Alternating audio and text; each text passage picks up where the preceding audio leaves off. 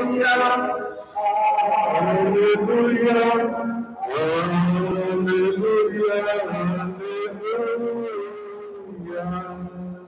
O Senhor esteja convosco. Proclamação do Evangelho de Jesus Cristo segundo São Lucas. Glória a Deus.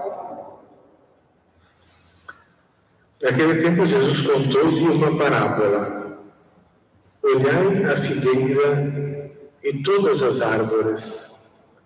Quando vedes que elas estão dando frutos, logo sabeis que o verão está perto. Vós também, quando virdes acontecer essas coisas, ficai sabendo que o reino de Deus está perto. Em verdade eu vos digo, tudo isso vai acontecer antes que passe esta geração. O céu e a terra passarão, mas as minhas palavras não hão de passar. Palavra da salvação. Glória a Deus. Podemos sentar um instante, vamos meditar a palavra, de maneira que, aos poucos, a palavra ela seja compreendida e assim ela vai se tornando também a nossa palavra. A palavra será compreendida, senão ela é um ruído simplesmente. E nós temos aqui, então, essa passagem do Apocalipse, que vai mostrando os finalmente, o final, um pouco da história, a luz da fé, a luz da vitória de Cristo sobre a cruz, que, aliás, os santos padres logo identificaram essa figueira de que fala o Evangelho nessa parábola. Olhai a figueira e todas as árvores. Tem uma diferença entre a figueira e as outras árvores, porque a figueira, as nossas figueiras, tem um pé de figo aqui também, do lado, ela produz folhas, mas não produz flores, e no entanto produz frutos. Então é como a cruz de Cristo, ela não produz flores, mas somos frutos dulcíssimos da figueira, e somos frutos também importantíssimos da cruz, porque é fruto do amor, da doação, é o fruto da cruz, da nossa salvação, do amor de Deus. Nós devemos produzir frutos como a figueira, frutos do amor. Parece que não tem beleza naquilo que nos mortifica, mas ali vai produzir também os frutos. Mas então, à luz dessa vitória de Cristo, o Apocalipse é escrito no fim do primeiro século, pelos anos 91 a 96, sob a perseguição do Domiciano, um imperador feroz, que consideravam ele uma reencarnação de Nero, outro imperador feroz contra os cristãos, matava, decapitava, fazia desaparecer, e assim por diante, como o Apocalipse está falando aqui agora, né? E dentro daquela linguagem que ela é simbólica, vale a pena, né, a gente pegar em casa esse texto, a Bíblia pastoral, por exemplo, a Bíblia pastoral da Paulo, todas as implicações embaixo, o que significa uma coisa e outra e tal. E se torna fácil de compreender. Mas a gente vê aqui que João ele vê descer um anjo do céu, ele tinha chaves do abismo e uma grande corrente. É uma linguagem simbólica, porque do céu vem Deus, um anjo enviado de Deus, tem a chave, uma corrente, uma chave serve para abrir e para fechar. Então ele vai pegar o dragão, o demônio, a antiga serpente, Satanás, o diabo, como ele é reconhecido na Bíblia, vai amarrá-lo com a corrente e vai lançá-lo dentro do abismo, no mar, no abismo. É como se a chave fosse, depois trancou e lacrou o abismo, como se fosse fechar com uma porta com essa chave, para que o demônio não venha mais incomodar. Por 1000 anos. 1000 é o tempo de Deus. Na Bíblia, no Apocalipse, 1000 é o tempo da história de Deus. Então está trancado para a eternidade. Foi vencido por Deus para que não seduzisse mais as nações da terra até que terminássemos 1000 anos. E depois de 1000 anos, o dragão vai ser solto, mas por pouco tempo.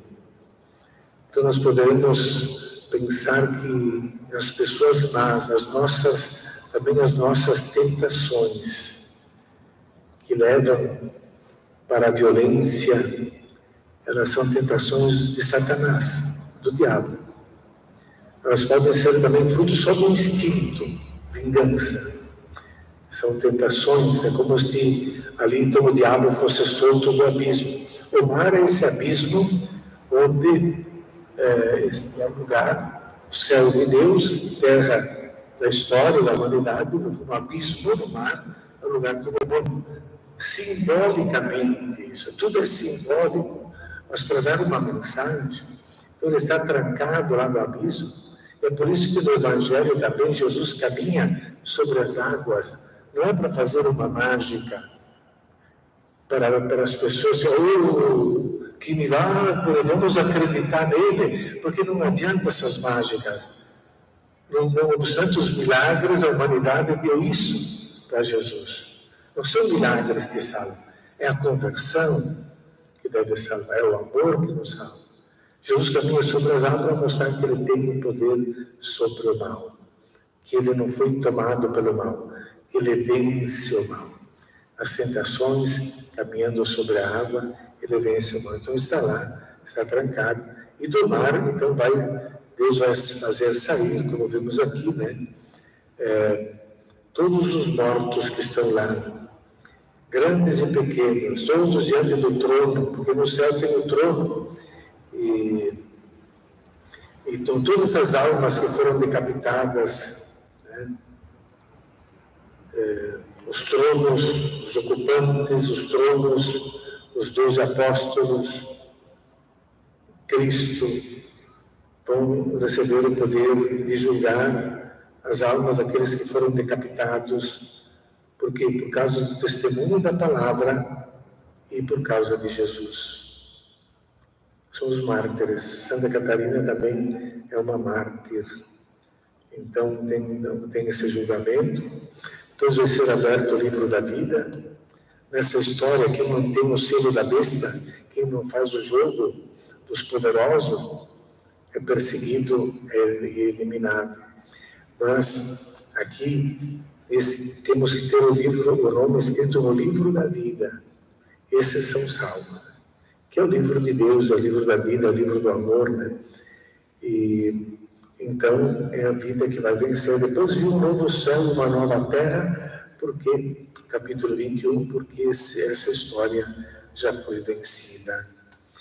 Então que nosso Senhor nos ajude a seguir os passos de Santa Catarina, que também uma mulher, uma jovem e muito inteligente, família nobre do Egito, Alexandria, no Egito.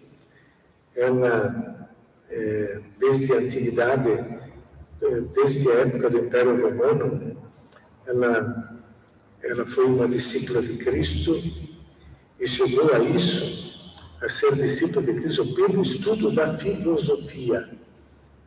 Então é pela ciência, como nós vemos às vezes grandes cientistas terem que dobrar o joelho diante de Deus, diante de Jesus.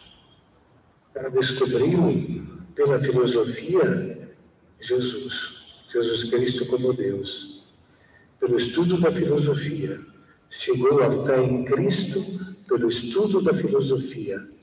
Tem um outro grande, não é santo, mas um grande devoto de Nossa Senhora, rezava o terço todos os dias, lá num canto, numa coluna, na Notre Dame de Paris, né? Pasteur, grande professor, né? Que descobriu as bactérias e tudo isso, né? Pasteur estava lá rezando o terço com fé em Deus. Então a Santa Catarina também chegou à fé em Cristo pelo estudo da filosofia. Ela tentou convencer o imperador sobre a verdade do cristianismo. E E é interessante, né? Nós também nos convencermos da verdade do cristianismo. Aquilo que Jesus ensina, a vida dele, nos convencermos. Mas quando ela recusou o convite de casar com o imperador, então ele ordenou que fosse torturada aquela roda com fogo, com ferros, e foi trucidada ali. E Catarina Padroeira, portanto, das universitárias, filósofos e também dos pregadores. Durante séculos,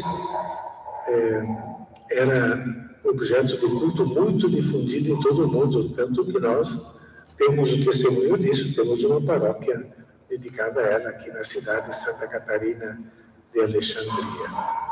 Então vamos pedir essa coragem, a luz para compreender a verdade do cristianismo, que é esta que nos salva, esse conhecimento que nós precisamos ter na nossa vida. E façamos com confiança o nosso ofertório.